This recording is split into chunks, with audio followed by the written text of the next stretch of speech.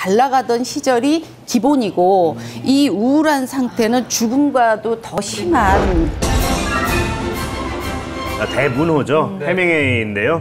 이분 같은 경우는 원래 쿠바에 머물면서 작품 활동을 많이 했는데 1960년경에 이제 우울증이 생기면서 미국으로 이제 돌아갔습니다.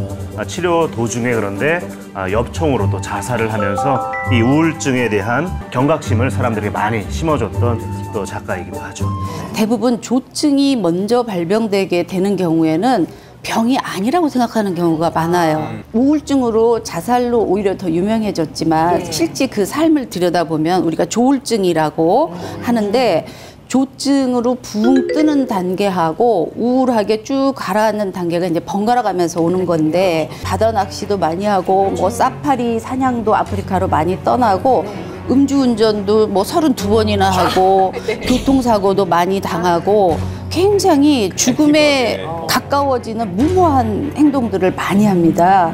그리고 이제 부도 부모님에게서 좀 물려받았는데 이혼과 재혼을 하면서 굉장히 많은 재산을 탕진을 해요. 굉장히 과소비가 있었다는 것이죠.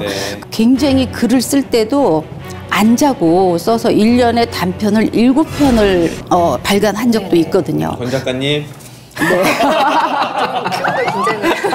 앉아서 지금 드실 때가 아닙니다. 티라노사우루스. 그런데 우울증을 굉장히 못 견뎌해요. 왜냐하면 조증일 때 붕 떠서 자신만만하고 잠을 안 자도 굉장히 피곤하지 않고 글을 한번 생각이 들면은 막 쓰느라고 네네 이 글을 정리하지 않고는 나는 잠을 잘 수가 없다 이렇게 하면서 잘 나가던 시절이 기본이고 이 우울한 상태는 죽음과도 더 심한 상태라고 생각을 하는데 네네 근데 해밍웨이 같은 경우에는 이제 고혈압 약을 먹었는데 그 부작용으로 우울증이 좀 더 심해져서 결국에는 우울증 치료를 권유받았는데 치료를 본인이 거부했다 그러고요.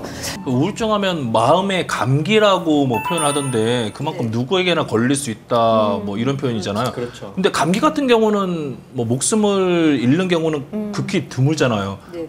네, 훨씬 더 위험하다고 볼 수가 있는 거네요. 그렇죠. 사실은 이게 감기도 제때 치료 못하면 폐렴으로 가고 폐렴이 폐혈증으로 죽기도 하는 거예요. 맞아요. 제대로 된 초기 치료가 중요한데 우울증도 마찬가지인 거죠. 우울증의 대표적인 증상 중에 하나가 자살 충동이에요. 근데 그게 제때 치료가 안 돼서 자살 시도로 가면 이렇게 끔찍한 일이 발생할 수도 있는 거죠. 네. 근데 이 일가가 굉장히 무서운 게 뭐 해밍웨이 자신도 그렇지만 아버지의 또 형제의 손녀까지 다 우울증이 있었고 또 스스로 목숨을 끊었다고 하는데 이렇게 되니까 혹시 이거 우울증 유전되는 거 아닐까? 이런 생각이 들어요. 유전적인 기질이 좀 있다라고 보이죠.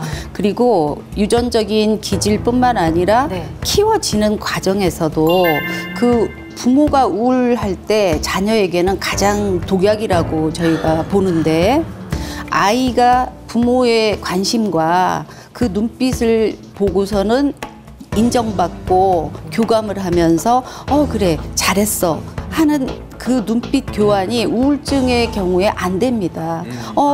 아이를 눈을 마주치지 않고 멍하게 그래 알았어 밖에 나가서 놀아 했을 때에 아이들이 굉장히 공중에서 끈을 놓고 붕 떠버리는 그런 상황이 되게 되고 반복적으로 우울증이 오게 됐을 때 아이도 그 감정에 익숙하게 되고 또 배우는 거죠. 네네. 상황에 따른 무기력이 학습이 되죠. 그렇죠. 네네. 그리고 기댈 수 없는 부모.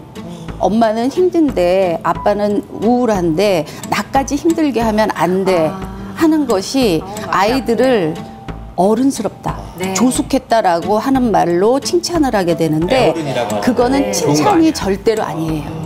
아이는 아이다워야 되고 부모가 형편이 되든 안 되든 본인이 마음 놓고 때를 쓰고 기댈 수도 있어야 되거든요. 그래도 우리 이제 어른 같아야 돼요.